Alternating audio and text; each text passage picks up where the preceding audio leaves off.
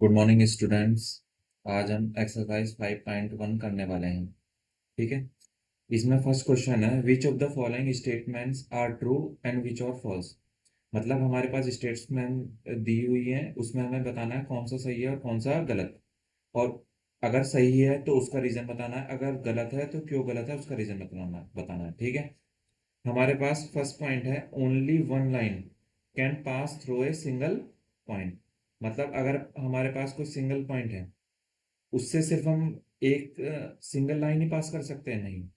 अगर हमारे पास एक सिंगल पॉइंट है, उससे हम बहुत सारी लाइन बना सकते हैं। देखो कैसे।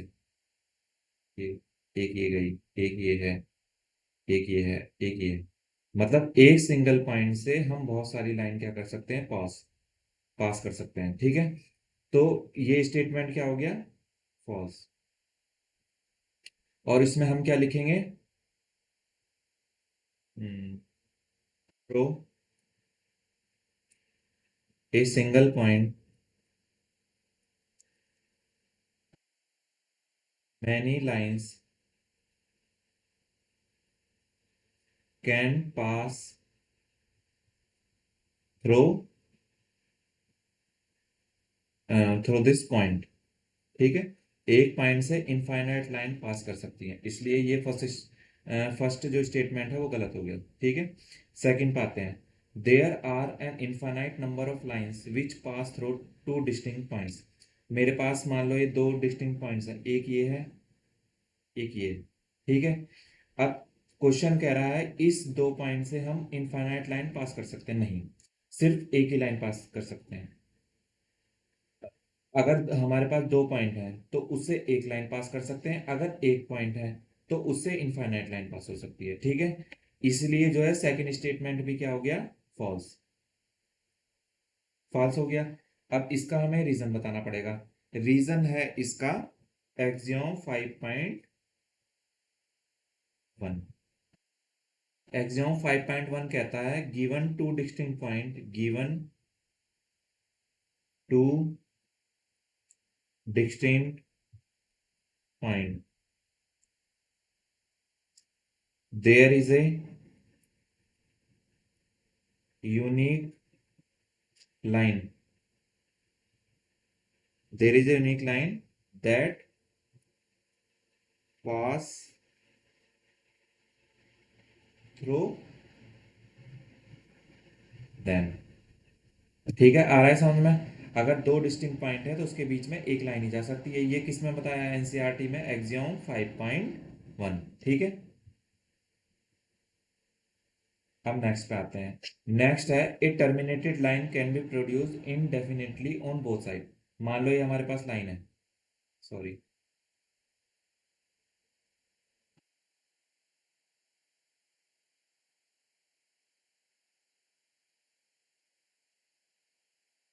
मान लो ये हमारे पास लाइन है।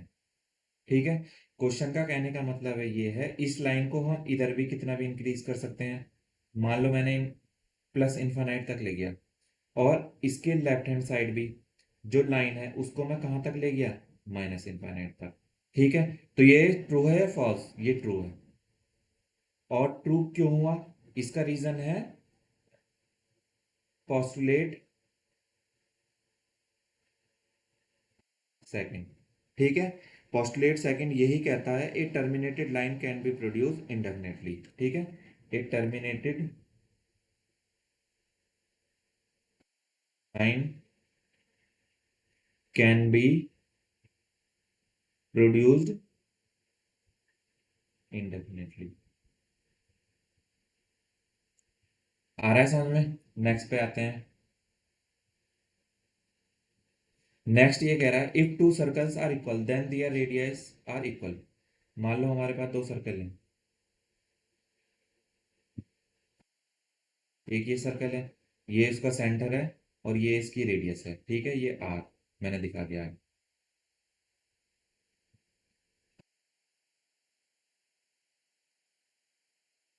एक ये सर्कल दिखाया मैंने, इसका ये सेंटर है और इसकी ये रेडियस है। ठीक है। क्वेश्चन क्या कह रहा है, if two circles are equal, अगर ये दोनों सर्कल्स इक्वल हैं तो हमें ये बताना है क्या इसकी रेडियस इक्वल होगी या नहीं होगी।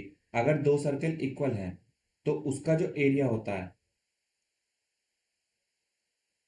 अगर दो सर्किल अगर दो सर्किल इक्वल हैं तो उन दोनों का जो एरिया होता है, एरिया किस पे डिपेंड करता है? एरिया डिपेंड करता है, एरिया ऑफ सर्किल होता है पाई आर स्क्वायर। एरिया किस पे डिपेंड करता है? रेडियस पे। अगर इसका और इसका दोनों का मतलब सर्किल इक्वल है तो इनका एरिया इक्वल होगा। अगर एरिया इक्वल है तो उसकी रेडियस भी इक्वल होगी। ठीक है, ये हमने किससे पता पता लगाया? Area of circle. Area of circle किसके स्क्वायर होता है? पाई आर के स्क्वायर। अगर दोनों का एरिया इक्वल है तो जो एरिया डिपेंड करता है वो किस पे डिपेंड करता है? आर पे। अगर एरिया इक्वल है तो रेडियस भी क्या होगी? इक्वल। ठीक है, आया समझ में? नेक्स्ट पे चलते हैं।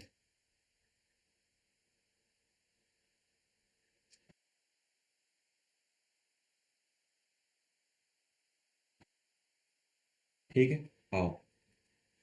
In figure if A B, हमारे पास ये फिगर्स दे रखी हैं। If A B equal to P Q, हमारे पास ए बी किसके इक्वल है? पी क्यू के। देन हमें प्रूव करना है A B equal to X Y. ठीक है, हमारे पास गिवन है A B equal to P Q, और पी क्यू किसके इक्वल है? एक्स वाई के। हमें प्रूव करना है कि ए बी भी एक्स वाई के इक्वल होगा। ये स्टेटमेंट दे रखी है, ये हमें पता है ट्रू होगा। और ट्रू क्यों होगा? हमने पढ़ रखा है एक्सियोम, कौन सा वाला? बताओ जल्दी से। फर्स्ट। एक्सियोम फर्स्ट क्या कहता है? Things which are equal to same thing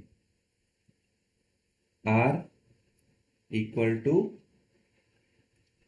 one another. आया समझ में? ये वाली लाइन इसके इक्वल है, ये इसके इक्वल है। तो एक्सियोम फर्स्ट ये कहता है ये भी किसके इक्वल होगा? एक्स वाई के। आया समझ में? एक बार मैं रिपीट करवा देता हूँ, क्वेश्चंस क्या क्या थे। पहला स्टेटमेंट था only one line can pass through a single point, तो ये गलत है, फॉल्स है स्टेटमेंट। क्यों? क्योंकि एक सिंगल पॉइंट से बहुत सारी लाइन हम ड्रॉ कर सकते हैं। ठीक है, सेकंड ये था there are an infinite number of lines which pass through two distinct point. अगर हमारे पास टू डिस्टिंक्ट पॉइंट हैं तो क्वेश्चन कह रहा है क्या उसे इनफाइनाइट लाइन पास कर सकते हैं? नहीं। स्टेटमेंट क्या हो गया? फॉल्स। क्यों? क्योंकि सिंगल लाइन ही पास कर सकते हैं। ये किससे पता चला हमें? एक्सियोम 5.1। ठीक है, आगे बढ़ते हैं। आगे कह रहा है a terminated line can be produce indefinitely on both side. हाँ, अगर हमारे पास कोई लाइन है, टर्मिनेटेड लाइन है, उसको हम दोनों तरफ कितना भी इंक्रीज कर सकते हैं। ये स्टेटमेंट क्या है? ट्रू। और ये किससे हमें पता चला? Postulate second. नाउ आगे चलते हैं। आगे हमारे पास क्वेश्चन है if two circles are equal then radii their radii are equal. हमारे पास दो सर्कल जो है इक्वल है, मैंने एक ये लिया एक लिया। अगर ये दोनों सर्कल इक्वल हैं तो इनका एरिया भी इक्वल होगा, और एरिया ऑफ सर्किल क्या होता है? पाई आर स्क्वायर। अगर एरिया इक्वल है, और एरिया रेडियस पर डिपेंड करता है, अगर एरिया इक्वल है तो रेडियस भी जरूर इक्वल होगा। तो ये स्टेटमेंट भी क्या है? ट्रू। ठीक है, आगे बढ़ते हैं। In figure A B equal to P Q और P Q equal to X Y, then A B equal to X Y. हमारे पास फिगर दे रखी है ए बी पी क्यू के इक्वल है और पी क्यू एक्स वाई को इक्वल है। तो एक्सियोम फर्स्ट ये कहता है कि things which are equal to the same thing, किसी सेम चीज के इक्वल हैं। थिंग्स मतलब यहाँ पे लाइन ली गई है, तो वो आपस में भी क्या होंगी? इक्वल। अगर ए बी पी क्यू के इक्वल है, पी क्यू एक्स वाई के इक्वल है, तो ए बी किसके इक्वल होगी? एक्स वाई के। ठीक है, इसका नेक्स्ट पार्ट नेक्स्ट वीडियो में करेंगे। Thank you.